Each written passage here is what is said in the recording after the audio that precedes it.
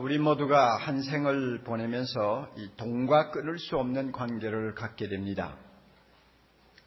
인간의 희로애락이나 또 오욕칠정 같은 것들이 대부분 돈으로 인해서 발생합니다.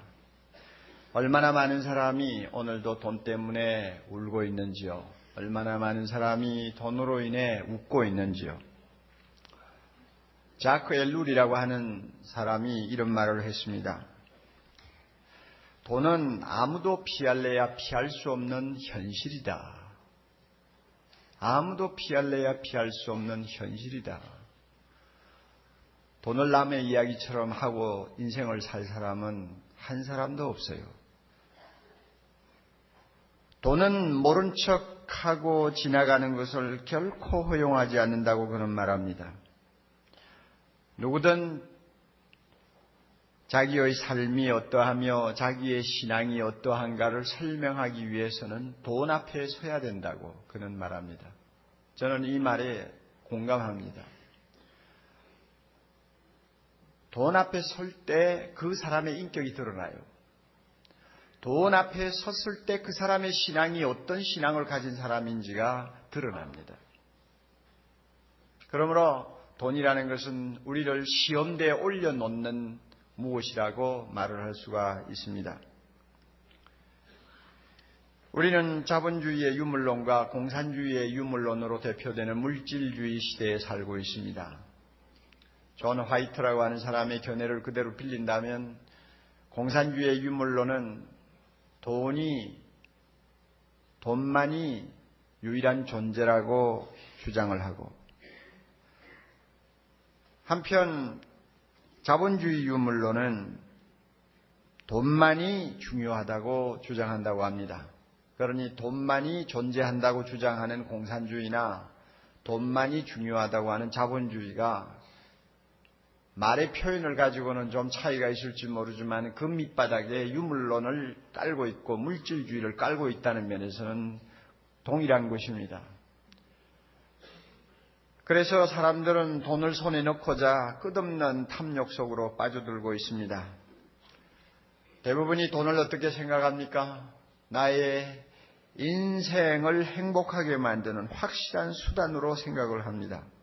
힘을 과시할 수 있는 높은 깃발로 그들은 생각을 합니다. 또 안전을 지켜주는 확실한 방패막이로 그들은 믿습니다. 더 나아가서는 나의 생명도 나의 건강까지도 보장해 줄 수 있는 절대적인 존재로 사람들은 돈을 생각합니다. 이렇게 돈을 높이니까 자연히 돈의 횡포가 심해질 수밖에 없습니다. 돈은 자기도 모르는 사이에 우리 인간을 지배하는 폭군으로 화했습니다. 얼마나 그 세력이 무서운지요. 돈의 힘 앞에 국가도 무릎을 꿇고 마는 것을 우리는 봅니다. 돈의 위세 앞에서는 법도 제 기능을 발휘하지 못하는 것을 우리는 날마다 보고 삽니다. 심지어 돈 앞에서 교회마저 무릎을 꿇는 비참한 현실을 우리가 지켜보고 삽니다. 돈이라고 말할 때는 단지 경제적인 가치나 화폐의 가치로만 이야기를 하면 안 됩니다. 돈은 이미 화폐의 가치라고 하는 영역을 뛰어넘은 지가 오래입니다. 이미 월권 행사를 한 지가 오래입니다. 돈은 우리의 정신계까지 지배를 합니다. 심지어 우리의 가치관까지 마음대로 뒤집어 놓습니다. 우리의 전 인격을 파괴하고도 남을 수 있고 이 세계의 도덕성을 완전히 무너뜨릴 수 있는 막강한 힘을 가진 세력으로 지금 돈은 우리 앞에 서 있습니다.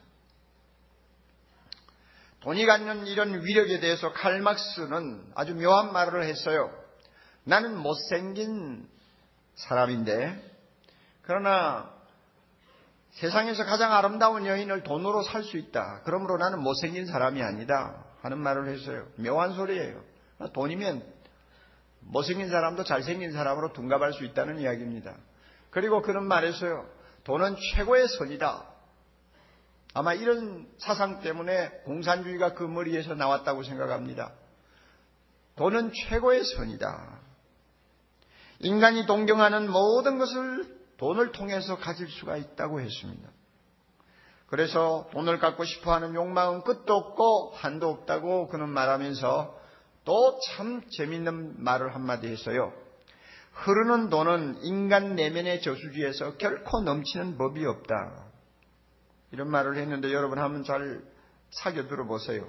흐르는 돈은 인간 내면의 저수지에서 결코 흘러넘치는 법이 없다. 아무리 끌어모아도 차지 않는다는 이야기입니다. 그만큼 사람은 돈에 대한 탐욕이 대단하다는 거예요. 그러므로 돈이 최고다.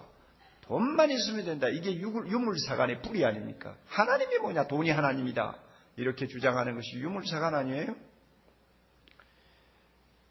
이와 같은 사상에 한동안 전 세계 인구의 2분의 1 이상이 놀아났다고 생각하면 돈의 힘을 우리가 가히 짐작할 수 있다고 생각합니다.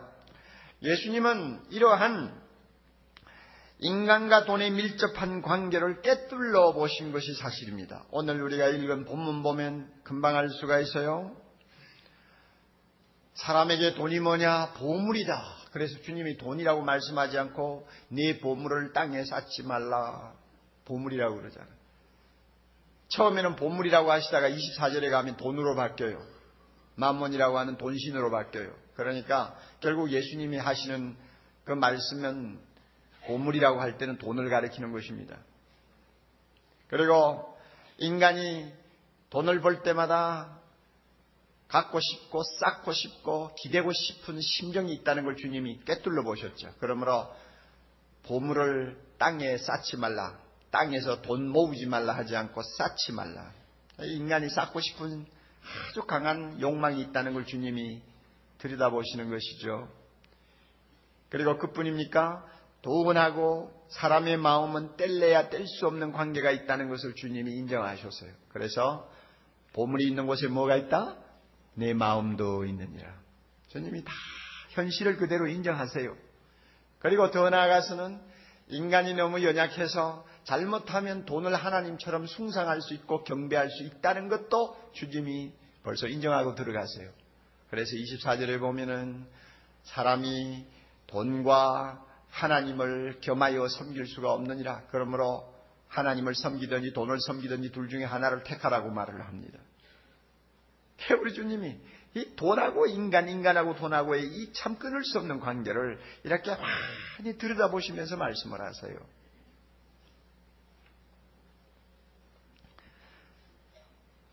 이렇게 우리의 입장을 정확하게 알고 계시는 주님이 무엇이라고 교훈하십니까? 우리에게 그처럼 소중한 보물이라면 안전한 데다가 쌓아둬야지 허술한 데다가 쌓아두면 되겠냐 하고 말씀하는 것입니다. 땅에다가 쌓지 말라. 거기는 허술하다. 하늘에다 쌓아라. 주님이 하시는 말씀 우리는 귀담아 들어야 합니다. 땅에다 쌓아놓으면 금방 축이 나고 없어지고 나중에는 손에 남는 것이 없게 될 수도 있다는 것입니다. 그러나 하늘에다 쌓으면 안전해서 영원히 보관할 수가 있고 영원히 그 보물을 가지고 즐길 수 있다고 하는 이야기입니다. 옛날에는 돈이라고 하면 흔히 재산이라고 하면 값진 의복들 아니면은 곳간에 쌓아놓은 곡식 그 다음에 목장에 있는 가축을 흔히 가지고 재산이니 돈이니 말을 하지 않았습니까? 그래서 주님이 그렇게 말씀하는 거예요.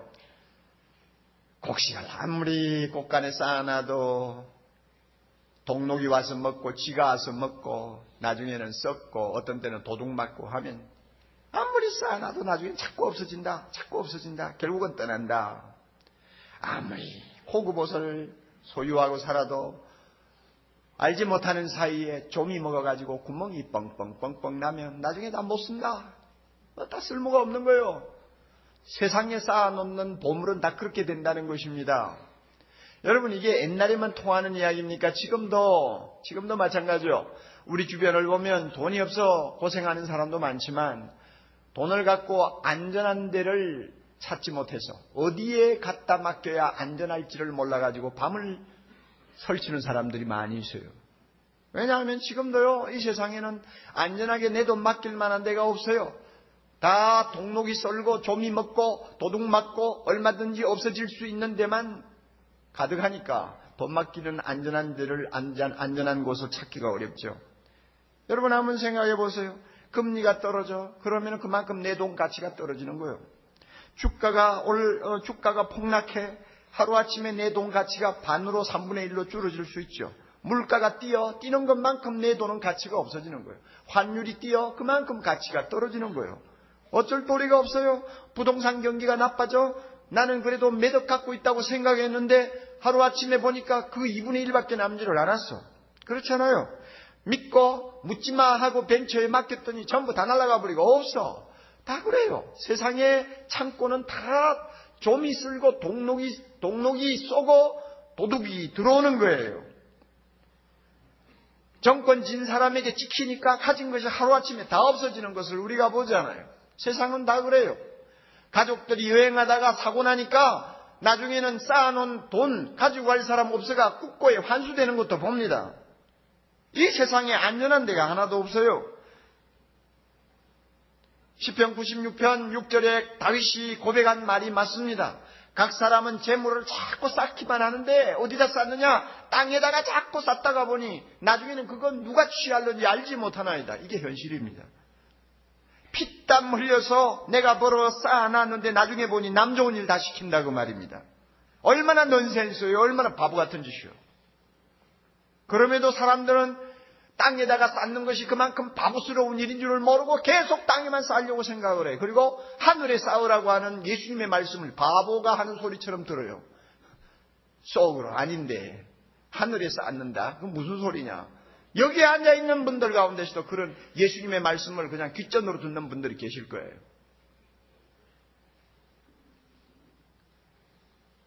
그래서 하나님은 말씀합니다.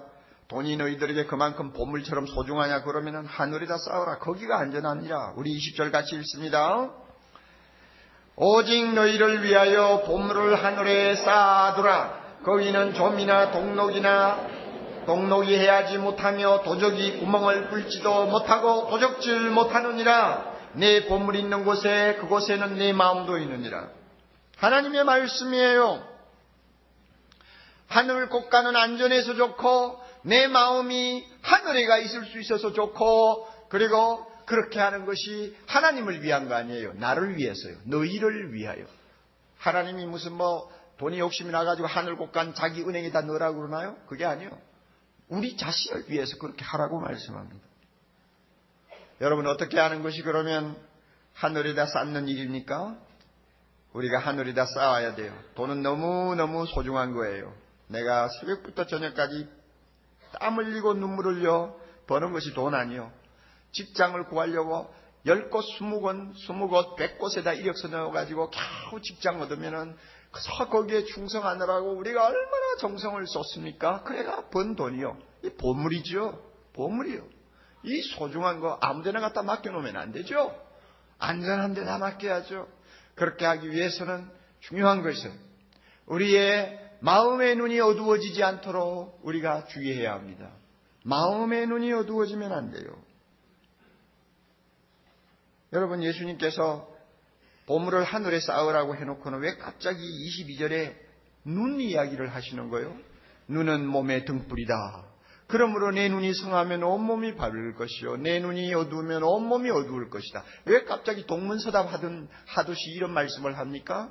여러분 돈은 사람의 눈을 어둡게 하는 아주 특성을 갖고 있어요. 돈의 눈이 어두워질 수 있다는 것을 여러분이 아세요? 주님이 이걸 경고하는 것입니다. 하늘의 보물을 쌓기를 원하는 사람은 돈 때문에 눈이 흐려지거나 어두워지면 안 되는 거예요. 눈이 흐려지면 우리의 영혼의 눈이 어두워지면 하나님과 돈을 혼돈하게 돼요. 하나님은 하나님으로 보아야 될 거 아니에요. 돈은 돈으로 보아야죠. 그런데 눈이 흐려지면 하나님을 돈처럼 보고 돈을 하나님처럼 보게 되는 난시 현상이 일어나는 것입니다. 이렇게 되면 우리의 보물을 하늘에 쌓을 수가 없습니다. 왜 그런지 알아요? 24절에 나오는 말씀대로 눈이 어두워서 하나님을 돈으로 보고 돈을 하나님으로 보면 나중에는 돈을 하나님처럼 경배하고 사랑하는 사람이 되어버립니다. 자기도 모르게 돈의 노예가 되어버리는 것입니다. 사람은 절대 두 주인을 섬길 수가 없어요. 한 사람에게 충성해야지 두 사람을 똑같이 충성할 수가 없어요. 하나님을 경배해야지 하나님 둘을 놓고 경배할 수가 없어요. 하나님이 안 된다고 그러잖아요. 안 된다고 그러는데 사람들은 된다고 그래요. 아이고, 돈도 내가 사랑하고 하나님도 사랑하고 하나님도 내 하나님이고 돈도 내 하나님이고, 그래서 둘을 다 동시에 움켜쥐려고 하는 바보 같은 짓을 하는데 하나님이 안 된다는데 우리는 된다고 우깁니다. 왜 이런 멍청한 짓을 하느냐? 눈이 어두워졌기 때문에, 바로 보지 못하기 때문에 그런 것입니다. 사람에게 가장 큰 비극이 뭐냐? 돈이 하나님으로 보이는 것입니다. 특별히 예수 믿는 사람에게 돈이 하나님으로 보이면 이것은 가장 영적으로 최악의 상태에 빠집니다. 여러분, 돈은 사이비 하나님 노릇을 합니다. 꼭 기억하세요. 이 점에 대해서는 칼 막스만큼 해안의 눈을 가지고 정확하게 꿰뚫러 본 사람이 역사에 또 있는지 모르겠어요. 돈은 하나님이에요. 돈은 전능한 하나님처럼 행세해야 합니다. 보세요. 여러분, 돈 사랑하는 사람 치고 입에서 똑같은 말 나오는 거 들어보죠? 돈이면 다 되지, 다 된다. 돈 가지고 안 되는 것 있더냐? 돈 가지고 안 되는 거 있냐? 돈 가지고 문제 해결 안 되는 거 있냐? 돈이면 다 통해.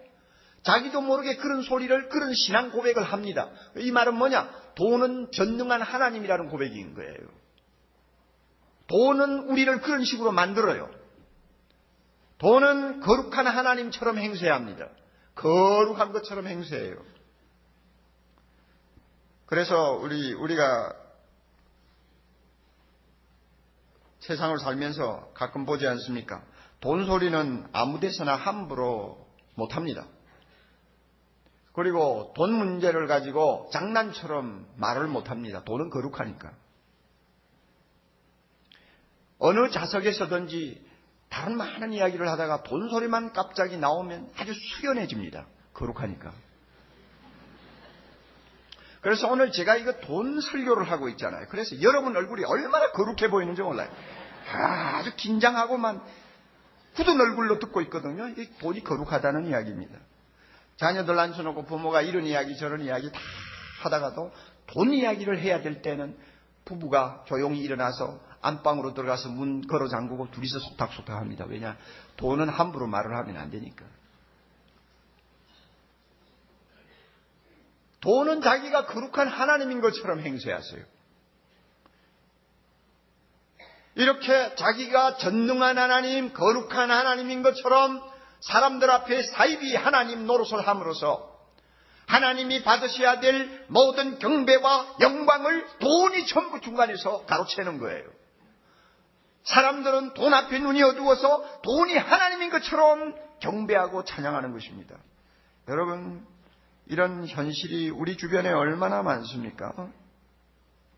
그러므로요, 우리는 하나님을 섬기든지 돈을 섬기든지 둘 중에 하나예요.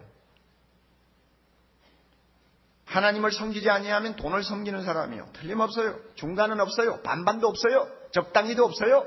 둘 중에 하나 선택입니다.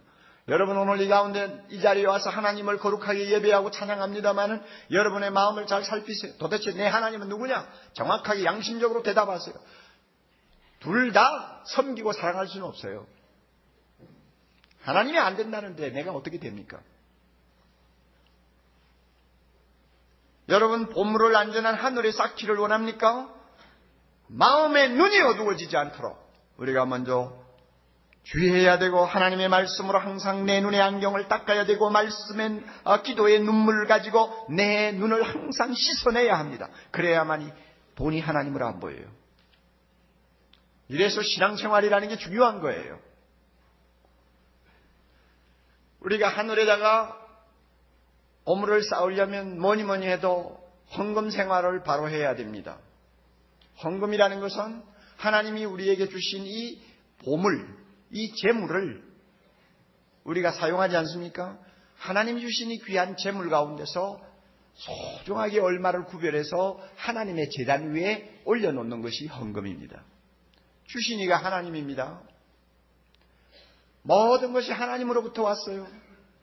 그것을 다 다시 드렸으면 좋겠는데 그럴 수는 없지 않습니까? 먹고 살아야 하고 자녀 키워야 되고 이 세상에서 살면서 써야 할 것들이 너무 많아요. 하나님이 그런 것이 필요한 줄 알고 우리에게 주셨으니까 받은 것만큼 우리는 쓰면서 분복대로 살아야 합니다. 그러나 모두를 나를 위해서 쓴다는 것은 너무나 송구하니까 주신 하나님께 감사하기 위해서 하나님의 영광을 위해서 얼마를 떼어서 구별해서 거룩하게 구별해서 하나님의 제단에 올려놓아 그분을 위해서 드리는 거예요. 이게 헌금이에요. 하나님, 나의 보물을 일부 드립니다. 이 보물을 하나님이 거룩하고 향기로운 제물로 받으시고 하나님이 먼저 받으신 다음에 복음을 위해 사용해 주세요. 가난한 이웃을 위해 사용해 주세요. 주님이 기뻐하시는 선한 일을 위해 사용해 주세요. 교회의 거룩한 사역을 위해 사용해 주세요. 우리가 그렇게 하나님 앞에 빌면서 드리는 게 헌금이에요. 따라서 헌금은 신앙생활을 하는 데 있어서 필수적인 것입니다. 어떤 면에서는 헌금만큼 우리의 인격과 신앙을 정확하게 평가하는 것이 없습니다. 저는 그렇게 믿어요. 교회 다니면서 가만히 보면요, 하는 말을 들으면 너무너무 신앙 좋은 것 같이 들리죠. 말 그거 얼마나 믿어야 됩니까? 그렇잖아요. 그리고 열심을 내서 교회 일에 봉사하고 참 남보기에 기도 많이 하는 거 좋아요. 그러나 그런 겉으로 보이는 행동 가지고 우리가 얼마만큼 그 사람의 진가를 평가할 수 있습니까? 확실한 평가가 어려워요. 그러나 하나 분명한 평가가 있어요. 그것이 뭐냐 하면 헌금 앞에 서는 것입니다. 돈 앞에 서는 거예요. 헌금은 우리를 시험대에 올려놓습니다. 헌금하는 것 보면 그 사람의 신앙이 어느 정도의 신앙이라는 것을 금방 압니다. 속일 수가 없어요. 그래서 어떤 사람의 말처럼 헌금이야말로 우리가 어떤 신앙을 가진 사람인가를 과학적으로 명확하게 밝혀준다고 했습니다. 그래요. 수학적으로 정확하게 밝혀준다고 했어요. 돈 앞에는 못 속여요. 돈 앞에는 못 속인다니까요. 헌금하는 것을 보면 그 사람의 신앙 수준과 질을 우리가 파악할 수 있습니다. 개인만이 아니요, 교회도 마찬가지예요. 제가 최근에 어느 서울에 있는 교회 가서 목사님 보고 참 교회가 부흥한다는 말을 많이 들었기 때문에 교인이 얼마나 모이느냐고 물었더니 어른만 한 1,500명 모인다고 그러더라고요. 아주 참 참한 교회예요. 그래서 제가 일부러 또 떠봤어요. 1년 예산이 어느 정도입니까? 왜 헌금 이야기를 제가 물어봅니까? 그 교회 헌금 보면 그 교회가 질적으로 어느 정도 높은 교회요, 영적으로 파워를 가진 교회인지 평가가 되기 때문에 그래요.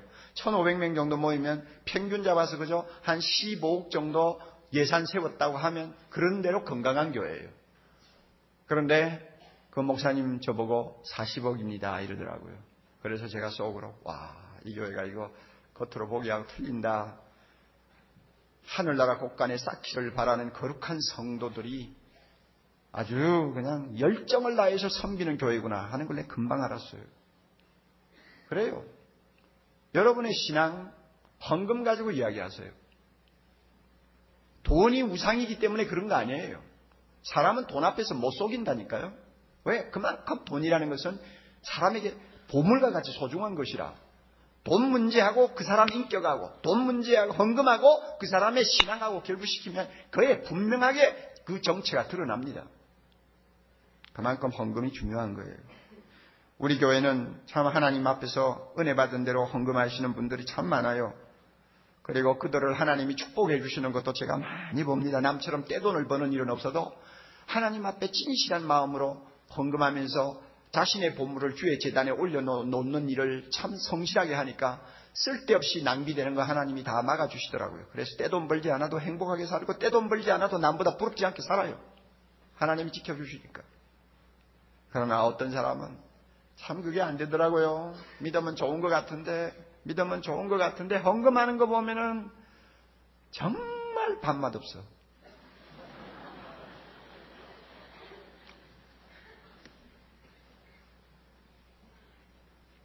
저는 이런 분은 거듭나야 된다고 생각을 합니다. 왜냐하면 그 마음에 돈이 하나님이 돼 있어요. 절대 그 사람, 그 믿음 신뢰할 수가 없습니다. 예수님이 그렇게 하셨어요. 어떤 부자 청년이 와서 예수님에게 내가 어떻게 하면 구원받을 수 있습니까? 그 청년은 분명히 구원에 대해 관심이 있어요. 그러나 예수님이 딱 볼 때 그 청년의 우상은, 그 청년의 하나님은 돈이에요. 자기 집에 있는 재산이에요. 그 문제, 재산 문제를 해결 안 하면 구원받을 수 없는 사람이에요. 왜냐하면 돈과 하나님을 동시에 섬길 수는 없으니까. 그래서 주님이 양자택일을 요청했습니다. 너 재산 다 팔아가 가난한 자 주고 완전히 포기하라. 그리고 와서 나의 제자가 되라. 그러면 너는 구원을 얻을 것이다.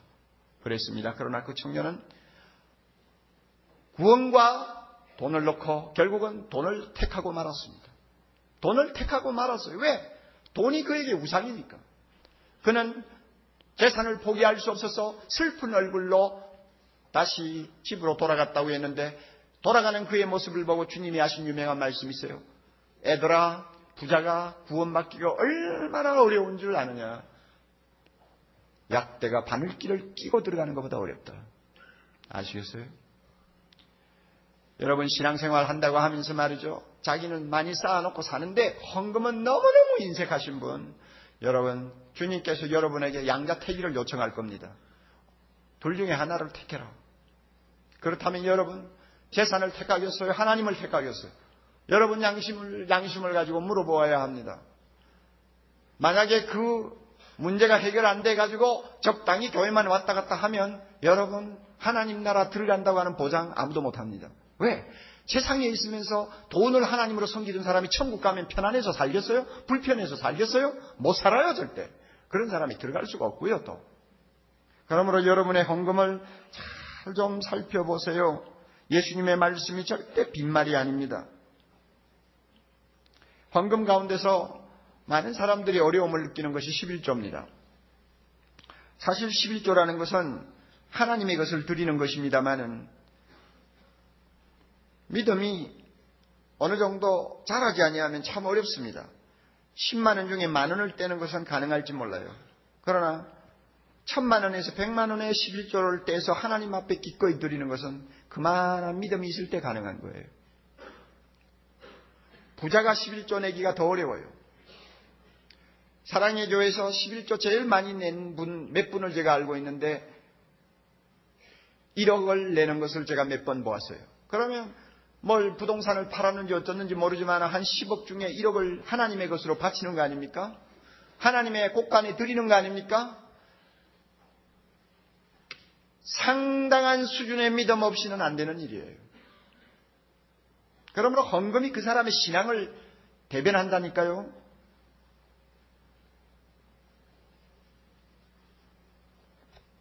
우리 성도들 가운데 보면 재산이 꽤 있고 그리고 하나님 앞에 11조를 내면서 기쁘게 신앙생활하면 하나님께서 여러 가지로 은혜를 주실 것이 뻔한데도 11조 내기가 어려운 거예요. 액수가 좀 많다가 보니까 못 내는 거예요. 그래가지고 움켜쥐고 앉아서 그 중에서 조금 떼가지고 그저 헌금하고 하다가 나중에 여러분 뭐 어딘가 투자를 해서 11조가 아니라 10에 10조를 완전히 날리는 사람들이 얼마나 많아요. 참 멍청한 짓을 하는 거예요. 얼마나 바보 같은 짓을 하는지 몰라요. 그래 놓고도 아직도 11조 안 내는 사람이 있어요. 이 가운데 내가 얼굴이 있을지 모르겠어 봐요. 정신을 못 차리는 거예요 아직도. 아무리 움켜쥐고 있어도 내 것이 아닌데 조미 먹고 녹이 쓸고 도둑맞고 하는 걸 내가 막아요? 못 막아요. 쓸데없는 짓이죠. 그럼에도 아직도 정신 못 차리는 거예요.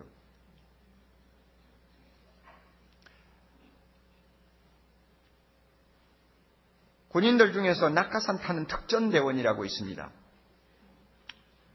비행기에서 낙하산 타고 뛰어내리는 사람들이니까 굉장히 낭만적이죠. 쳐다보면 나도 저래봤으면 좋겠다 하고 참 생각이 들 때가 많이 있잖아요. 최근에는 아버지와 딸이 특전부대에 들어가서 같이 낙하산을 타가지고 신문에서 화제가 된 일도 있습니다. 그런데 이 비행기에서 낙하산을 타고 그냥 훌렁 몸을 던지는 거 그거 쉬운 거 아니죠. 그거 쉬운 거 아니죠. 그러니 그렇게 되기까지는 지상에서 뭐 피눈물 나는 훈련을 해야 합니다. 사람이 제일 이 공포를 느끼는 높이가 11m라고 합니다. 그래서 특전대원들을 훈련시키는 곳에는 10m 점프대가 있습니다. 그래서 10m짜리 점프대 그 위에 딱 서는 거예요. 서면 눈높이가 11m가 되는 것입니다. 내려다보면 아찔하죠. 거기서 그냥 계속 뛰어내리는 것입니다. 무섭지 아니할 때까지 뛰어내리는 거예요. 10m 점프대가 두렵지 않고 마음대로 뛰어내릴 수 있으면 그 다음에는 비행기에서도 뛰어내립니다. 왜냐하면 그 이상 아무리 높아도 무섭기는 똑같은 높이니까 어디든지 뛰어내리는 거예요. 이것을 놓고 어느 목사님이 재미있는 이야기를 했어요. 11조가 뭐냐? 11조란 교인들이 돈에 대하여 가장 공포를 느끼는 10m 점프대다 그랬어요. 그러니까 11조에서 뛰어내릴 수만 있다면, 겁 없이 뛰어내릴 수만 있다면 그 다음에 헌금에 대해서는 자유합니다. 얼마든지 하나님께 드릴 수 있고 하나님 나라에 쌓아놓을 수가 있어요. 아시겠어요? 여러분이 누굽니까? 하나님 앞에 한번 물어보세요. 헌금 앞에, 돈 앞에 여러분을 세우고 하나님에게 내가 누군가를 물어보세요. 그리고 하늘에 쌓는 것은 꼭 헌금만 해야 되는 거 아닙니다. 교회에 나와서 헌금을 하지 않는다 할지라도 하나님 앞에 기도하면서 선교사를 위하여 쓰고 싶으면 쓰고 가난한 이웃을 위해서 구제하고 싶으면 구제하고 정말 다음 세대에 하나님이 영광 받으실 수 있는 훌륭한 인재로 키우기 위해서 자녀들을 위해서 쓰는 것도 다 하늘에 쌓는 거예요. 그리고 예수 믿는 집안으로서 참 사람들에게 존경을 받고 인간답게 살기 위해서 참 집안 살림을 제대로 꾸리느라고 돈 쓰는 것도 다 하늘나라에 쌓는 거예요. 장애인 주일이니까 한마디 합시다. 여러분 얼마 전에 프로야구 서울 개막전에 와서 시구를 던진 9살짜리 애덤 킹이라고 하는 그 소년을 여러분이 보았을 것입니다. 티타늄 인조 다리를 끌고 기우뚱기우뚱 하면서 시구를 하는 그 아이의 모습을 봤죠. 얼마나 맑고 참 귀엽고 명랑한지요. 어떻게 자기 부모 밑에서 자라도 저렇게 못 자랄 텐데 입양된 아이로서 어떻게 저렇게 자랄 수 있을까? 결국은 그를 입양해서 키운 그의 아버지 애덤 킹과 그의 어머니를 생각하지 아니할 수가 없어요. 9명이 되는 장애아 또 자폐아를 입양해가지고 자기 자식하고 같이 키우면서 어떻게 저렇게 키울 수가 있었나? 그 사람은 컴퓨터 기능사라 1년에 그냥 8, 9만 불 수입이니까 고소득이죠. 자기 혼자 행복하게 살고 싶으면 얼마든지 살 수 있잖아요. 무엇 때문에 그렇게 힘든 길을 걸어갑니까? 그럼에도 불구하고 세상에서 버림받은 그 장애아이들, 고아들을 데려다가 입양해서 사람답게 신앙으로 키우는 거예요. 여러분 이게 뭡니까? 하늘나라에 쌓는 거예요. 하늘에다가 가장 귀중한 보물을 쌓는 것입니다.